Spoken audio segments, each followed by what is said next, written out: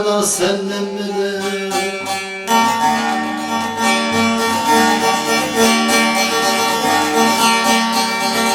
Ders alıp ayet okudum harfi nurdan iktidar, gizli sıravuf oldum Künhan sırdan iktidar. Elinden bade içen çağırır ağasını, her iline giriftar oldum Şahiner'dan iftidar. Aman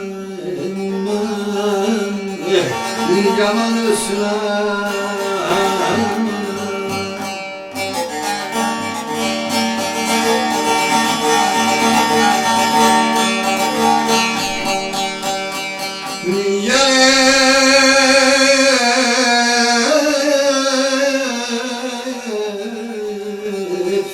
yaradan senden medet.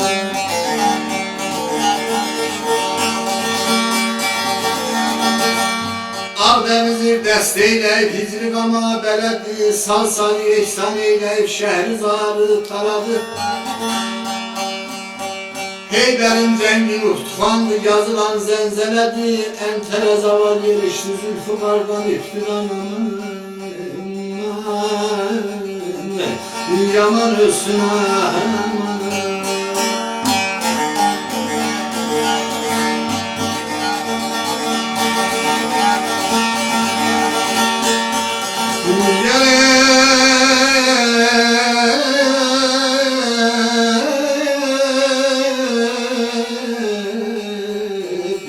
Yaradan senden medet.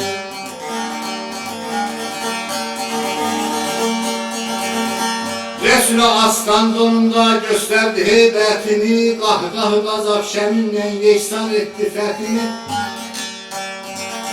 Sevinçe nimet eyler Şiryaz'dan Murtaza'nın metini. Cenab-ı Mevla eşkından geçti serdan iktidar. Aman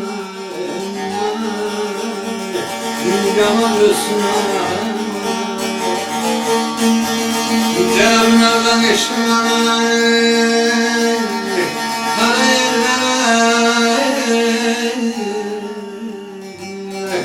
geçtim serden iktidar, geçtim serden iktidar.